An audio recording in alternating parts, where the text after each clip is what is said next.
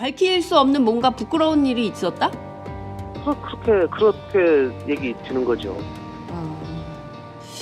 자, 박근혜 대통령 출석 여부가 현재 좀 쟁점이 되고 있는데요. 탄핵 소추위원들은 박 대통령이 좀 출석을 해야 된다, 나와야 된다 네. 이런 주장을 하고 계십니다.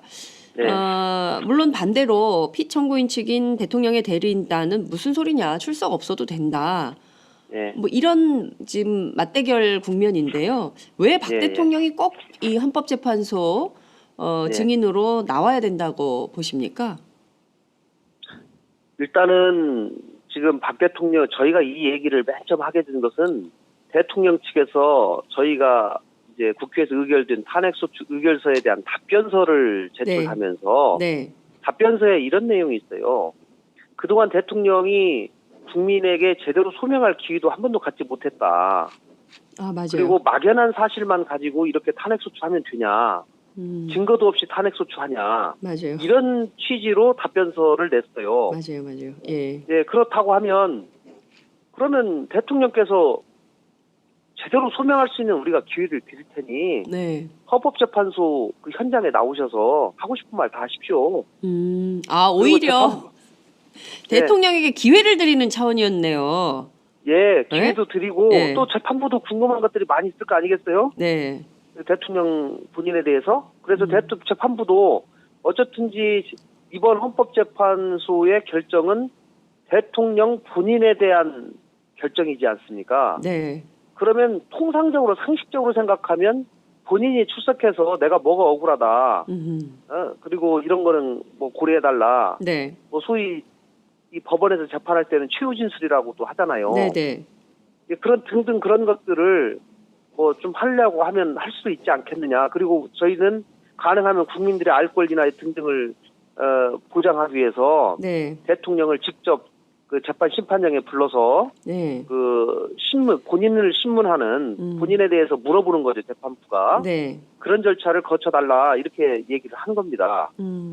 예, 그런데 이제 대통령 대리인 측은 뭐 굳이 그런 절차 없어도 네. 다 할 수 있지 않겠냐 이렇게 얘기를 한 거고요. 네.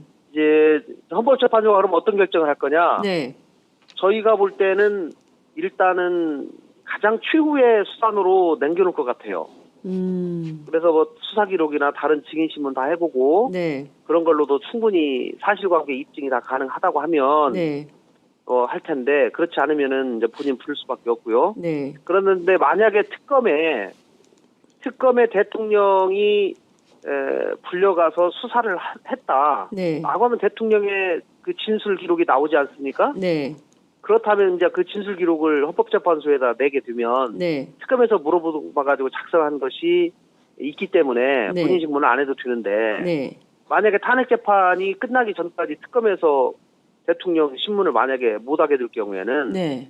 불가피하게 저는 탄핵 재판하는 과정에서 대통령 본인을 불러다가 신문을 할 수밖에 없지 않겠는가 이렇게 생각합니다. 그렇군요. 그러니까 또 다른 네. 한편에서는 대통령에게 발언, 진술의 기회. 그리고 왜냐하면 답변서에서 뭐 한 번도 국민들에게 소명할 기회가 없었다고 주장을 하니. 근데 이것도 사실 어불성설이에요. 왜냐하면 검찰이 3번이나 나오라고 그랬는데 대통령이 안 나가셨잖아요. 근데 아니, 누가 하지 말라고 그랬습니까?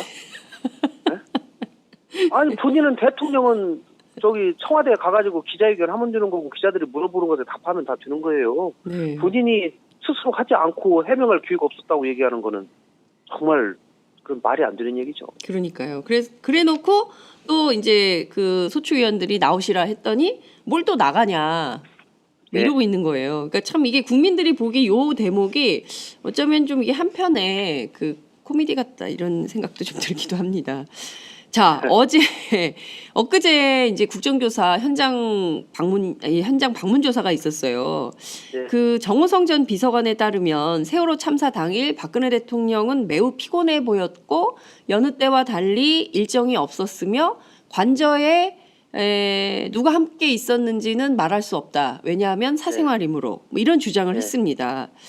예. 굉장히 중요한 게 정 전 비서관 말을 들어보면 세월호 참사 당일 오전에 뭔가 일이 있었다. 이렇게 미루어 짐작할 수밖에 없는 상황인데요. 네. 그 헌법재판소는 그 박 대통령의 세월호 7시간 요 당일 행적을 남김없이 밝혀라 이렇게 요구를 한 상태입니다. 그죠? 그런데 네. 어제 피청구인 측은 밝히지 않았어요. 예, 이 점은 어떻게 보세요, 우선? 저는 밝히기 힘들 거라고 생각합니다. 아, 그래요? 왜 그렇게 보십니까? 네. 지금까지 그렇게 국민들이 밝히라고 했는데 2년간 못 밝혔는데 지금 이걸 어떻게 밝힙니까? 본인이 밝힐 수 있었으면 벌써 밝혔죠. 밝힐 수 없는 뭔가 부끄러운 일이 있었다? 그렇게 얘기 드는 거죠. 아. 그러니까 상황을 그대로 예. 솔직하게 얘기하게 될 경우에 뭐 국민적 분노가 일어날 가능성이 있다든가 뭐 여러 가지 문제가 있을 가능성이 있다든가 그렇기 때문에 지금까지 얘기를 못한 거죠. 뭐 그동안 2년간 이거를 밝히라고 얼마나 많은 언론과 국회와 유가족과 많은 국민들이 원했습니까? 그러나 하지 않았거든요. 그래 재판부도 궁금한 거예요. 네. 재판부도 재판부도 헌재도 예. 헌재도 궁금한데 제가 볼 때는 이제 뭐 박 대통령 쪽에서는 그렇게 하겠죠. 7시간 동안 이런 일을 했습니다. 그러면서 보고받은 거, 그다음에 보고 지시한 거 이런 거 위주로 아마 할 겁니다. 대통령이 뭐 유선 보고 받았다 뭐 이런 거요. 그런 거죠. 그러니까 특히 보고서 올라오는 거는 대통령 입장에서 대통령이 뭐를 하든지 간에 보고서는 계속 올라가는 거 아니겠어요? 예.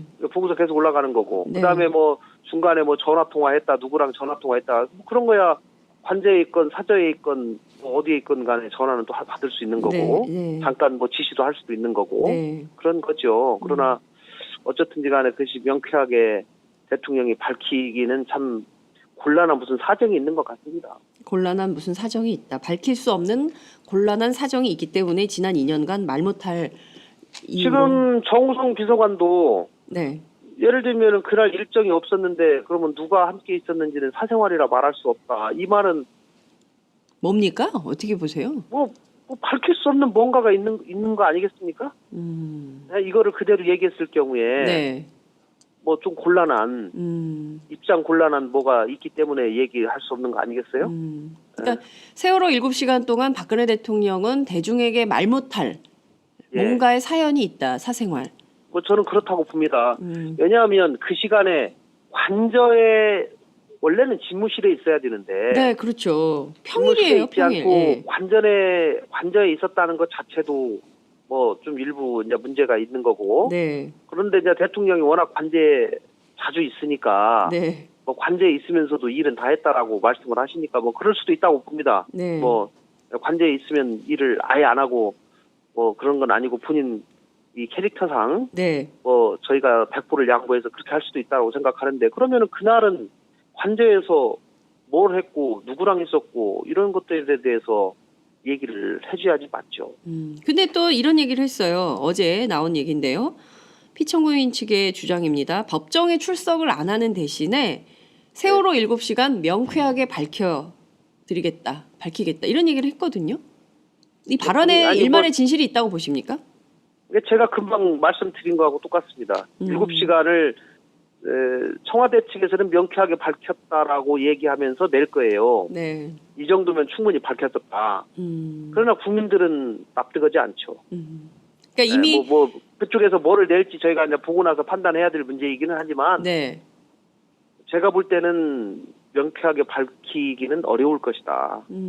그렇군요. 예. 그러니까 지금까지 국회 운영위원회에 제출했던 이른바 그 보고 기록 예. 같은 거를 내놓은 것 이상의 새로운 사실을 진심으로 진정성 있게 밝힐 가능성은 없다. 왜냐하면 저는 없다고 봅니다. 네. 예. 밝힐 수 없으므로. 예. 뭐 그런 건가요? 뭐 좀 기대해 보죠, 뭐. 네. 이건 언제까지 밝히겠다는 겁니까? 그러면 기일은 언제까지예요? 뭐 다음 기일이 지금 30일 날 오후 2시니까요. 제 네. 3차 변론 준비 기일이 네. 이번 주 금요일이거든요. 네. 그러니까 아마 그때까지는 뭐가 좀 나와야 되지 않을까 싶은데요. 네, 최소한 이게 진정성이 있으려면 이번 주 금요일 30일에는 예, 뭔가 예. 나와야 된다. 예. 요 비슷한 게 나오면 또 비판을 들을 수밖에 없겠죠. 그 이튿날 바로 또 촛불 그게 집회인데. 이제 어떻든지 간에 뭐 재판부에 제출이 되면 네. 이제 그게 공개가 되는 것이고 또 공개된 것에 대해서 저희도 반박을 해야 되는 것이고 하는 것이죠. 그렇군요. 지금 국정조사 청문회 보는 수많은 국민들은 도대체 최순실 씨의 경우에 어느 것 하나 인정하는 게 없고, 심지어 그의 딸인 정유라 씨의 그 이화여대 부정 입학에 대해서도 정정당당하게 들어갔다고 주장을 하고, 잘못한 건 하나도 없다고 말을 해서 오히려 국민들에게 공분을 사고 있는 이런 상황입니다. 그리고 뭐 AI가 창궐 해가지고 지금 뭐 5천만 마리를 묻을 수도 있다. 네. 이런 걱정, 우려가 쏟아져 나오는 것도 현실이고요. 경제 문제 매우 심각한 지경입니다.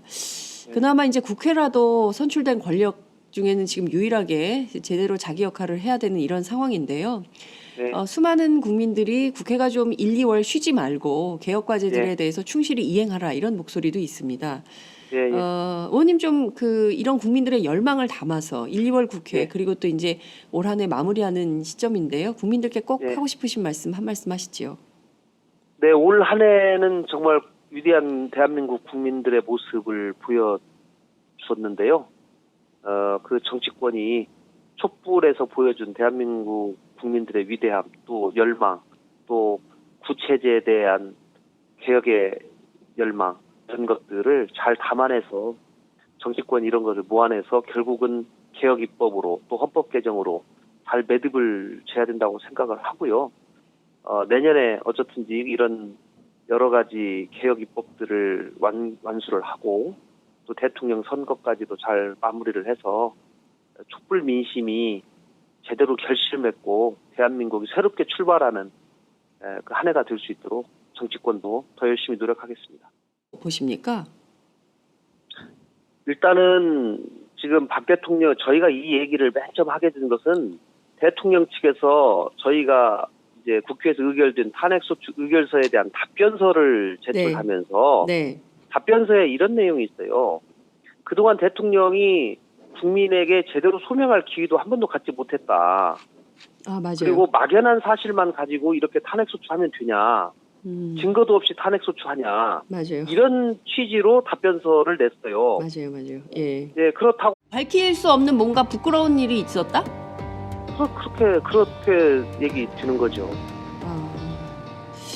자, 박근혜 대통령 출석 여부가 현재 좀 쟁점이 되고 있는데요. 탄핵소추위원들은 박 대통령이 좀 출석을 해야 된다, 나와야 된다, 네. 이런 주장을 하고 계십니다. 네. 물론 반대로 피청구인 측인 대통령의 대리인단은 무슨 소리냐, 출석 없어도 된다. 네. 뭐 이런 지금 맞대결 국면인데요. 왜 박 예, 대통령이 꼭 이 헌법재판소 예. 증인으로 나와야 된다고? 해달라 이렇게 얘기를 한 겁니다.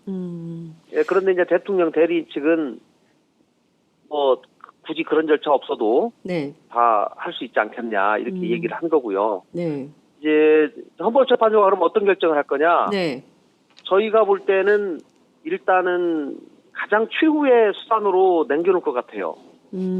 그래서 뭐 수사 기록이나 다른 증인 신문 다 해보고 네, 그런 걸로도 충분히 사실관계 입증이 다 가능하다고 하면 네, 할 텐데 그렇지 않으면은 통상적으로 상식적으로 생각하면 본인이 출석해서 내가 뭐가 억울하다.